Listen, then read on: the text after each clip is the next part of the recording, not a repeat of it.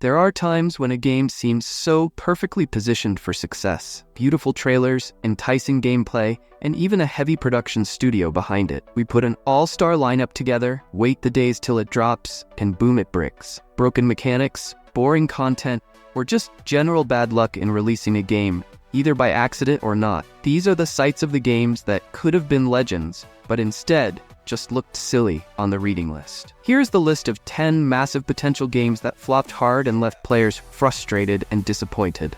As a case in point, the Star Wars Squadrons game seems to have everything it needs to be a success. Beautiful trailers, exciting mechanics, and a man-sized studio to back it up. We build it up, build the anticipation, wait until the day it announces, and then it fails miserably. Through buggy mechanics, mediocre content, or simply bad luck, these are the games that had the potential to be great, but instead left us sorely disappointed. Today, we're going to be looking at 10 games with incredible potential that crashed hard, frustrating, and disappointing legions of players. As a multiplayer, it kept the game afloat for a time, giving fans the chance to take control of some very recognizable ships from the Star Wars universe and engage in fiery, tactical space dogfights.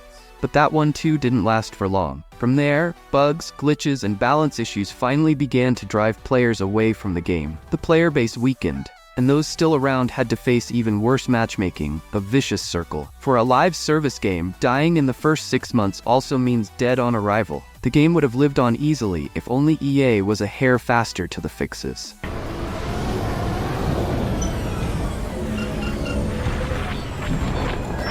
A second Imperial cruiser is heading to your location. Another one. Well, we're warmed up already. The Order 1886 is a game that I believe deserved to be larger than life in every way possible, especially as it relates to presentation and gameplay. This game was a true visual marvel. Seriously, it still looks bloody gorgeous to this day, making it one of the best-looking games ever made. You were transported into this fictional historical London through the Order, which was rife with ambitious steampunk aesthetic, unfamiliar beasts, and gorgeously rendered settings. Even the cover-based shooting was nice and fun, feeling like Gears of War, injecting a real sense of warfare and peril into every single mission. With all of this in its favor, you'd think the game would have been a huge success. There was a catch here, which put a halt on this one word. It was a little too short for the size of the price it was asking for. The story simply ends before it has really dived into the characters or the world when players expected a longer adventure. There wasn't anything for you to do post-story finish, however, and there was little reason for you to play through it again. Had the game expanded into more missions and a full-length story with a bit of world trading, it could have been a runaway success. But that price is as dirt low as it gets right now, and that makes it a no-brainer.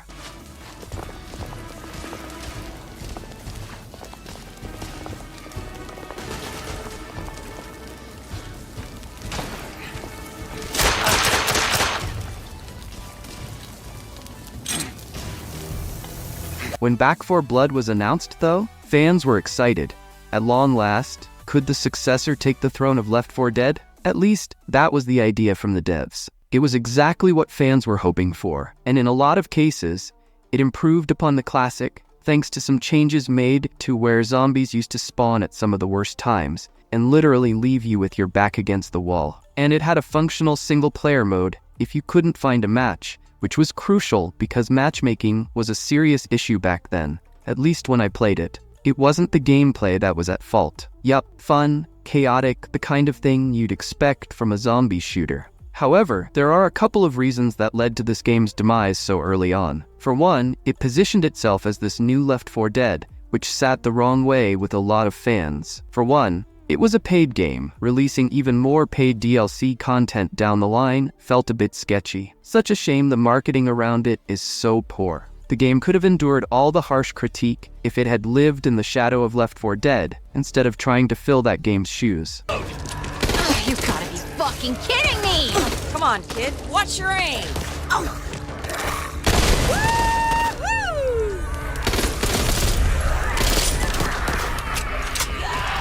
I'd watch that ladder if I were you. Evolve was a 4v1 multiplayer game where 4 players, each taking on one of the roles available to them, must work together to kill a gigantic player-controlled monster. It was an original concept with so much possibility. It was produced by the team who created Left 4 Dead, and so it drew excited comparisons to that same sort of cooperative experience.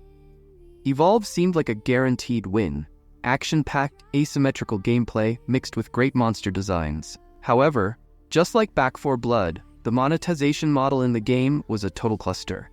You're paid for the game, then you had to pay for the even more paid DLCs, and if you wanted the full experience, you had to pay for it. It was a mistake. You can have free-to-play with paid DLCs and cosmetics, or pay-to-play with free content updates later, but never both. To make it worse, the game had balancing issues, where some of the monsters were almost impossible to hunt, or the hunters were way too overpowered. Either that, or the mini pill. I don't quite remember. The game did return to life once going free-to-play a little while later, and gained hundreds of thousands players. However, new content couldn't be delivered to sustain this player base, and the game became history.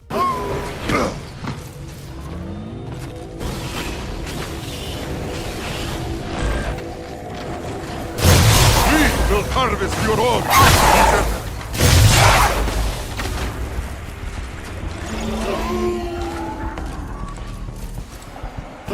The Callisto Protocol release excitement was high, as horror fans were eager to dive into a game that was advertised pre-release to be one of the more realistic representations of horror ever. And in a lot of ways, yes, it absolutely lived up to a lot of that promise, with beautiful graphics and environments that really give off the feeling of every claustrophobic prison in the future, bringing me back to the atmosphere of a horror game. The dark, creepy hallways, necromorphs popping out of every corner. For sure, in that one was Dead Space, and that's something fans were wishing for. But this is where they got it all wrong. While Callisto Protocol's visuals were stunning, its gameplay and combat were rather mediocre and frustrating. I mean, it wasn't bad, but it was just repetitive. It's not better than the other Japanese serials with repetitive enemies and clunky melee combat that started to feel stale 5 minutes into the game. Even the plot itself didn't really land either. Granted, it had promise, but to me, it landed feeling vapid and one-note. However, if there's one thing Cyberpunk has taught us, is that even doomed games well in advance are capable of recovery. This one has all the key ingredients necessary for a decent survival horror title.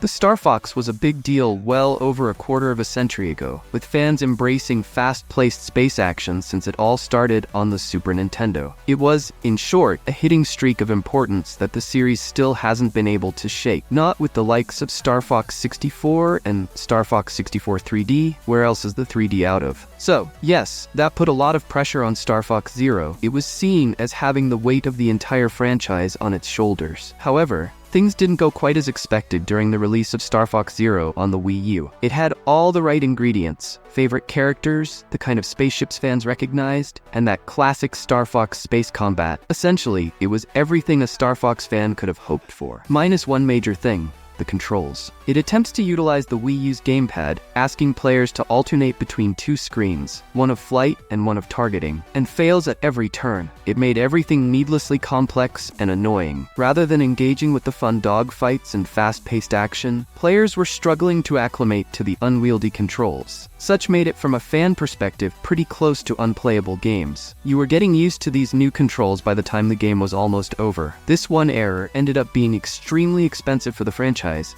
However, there's still hope. As for Star Fox, a traditional controls reboot for the Switch 2 could revive that franchise, since there's still a large following willing to try anything new with Star Fox, including me. Anthem 2 was a game that could have been a tentpole title. It was developed by BioWare, the makers of masterworks such as Mass Effect and Dragon Age, and swamped web video in glorious-looking trailers. You donned these somewhat futuristic exosuits dubbed Javelins, soar around in a beautiful open world and strike down foes. Officially, it looked like the game ticked all the right boxes, but once it was released, it utterly collapsed. There are a multitude of reasons why that is not the case anymore. 1. BioWare simply was the wrong studio to ever consider for a live service title. It has always been a studio that has made complex single-player RPGs. Anthem both wanted a piece of that and a piece of multiplayer, but did neither successfully. The missions were brutally repetitive, but I enjoyed the solid combat and fun weapon variety. The loot system, key to any looter-shooter, seemed unbalanced and lacked that rewarding feeling which it is supposed to provide. On top of that, BioWare promised updates and patches, but nothing to keep players entertained would come quickly enough. It's not just BioWare's biggest failure yet, but one we are unlikely to ever see recover from.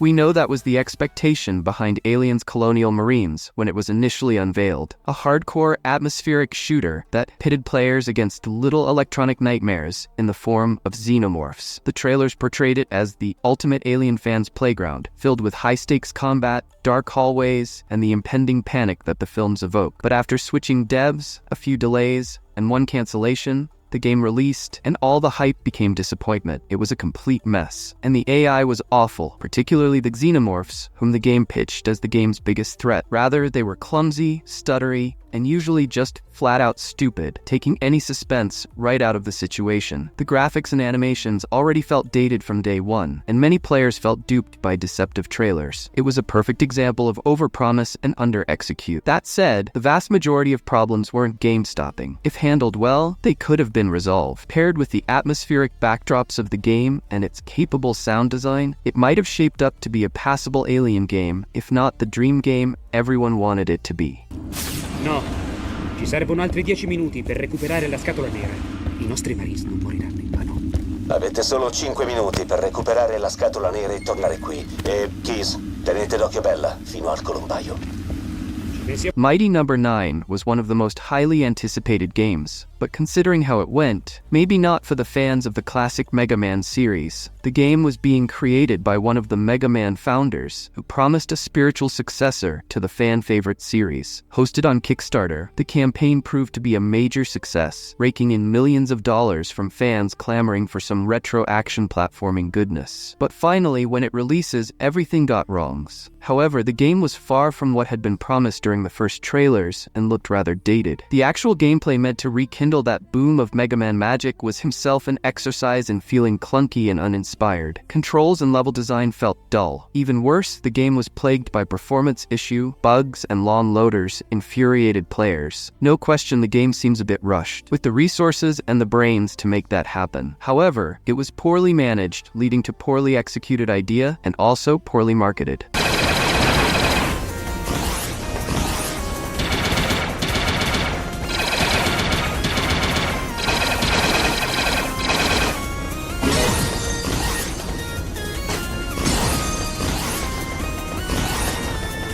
Immortals of Aveum is a game that failed and yet not. It was, in many respects, wonderfully great. It was a new, daring concept, a single-player FPS, but with magic. So I kind of admired EA for going so out there in a market rife with Call of Duty clothes. The notion of exchanging guns out for magic was a neat idea, and there was plenty to appreciate for players who loved the single-player journey. There was a pleasure to the progression system, rewarding you. There were side rooms with puzzles and hidden stashes. There was a looting system with a sense of satisfaction. It combined a frenetic, Sihadi-inspired gunplay with Harry Potter-esque spellcasting on top. However, in terms of commercial success, it turned out a total flop for Immortals of Aveum, crap timing forced on it. It debuted in a year, crowded with heavy-hitting titles, such as Diablo 4, Baldur's Gate 3, and Starfield. This new IP never stood a chance with all those titans on the field. Not that I'm out making the game sound fun. It was certainly not without its faults. For starters, it was transparent, and countless players wanted more from its world and mechanics. Perhaps even in another year in another market, Immortals of Aveum might have had room to breathe.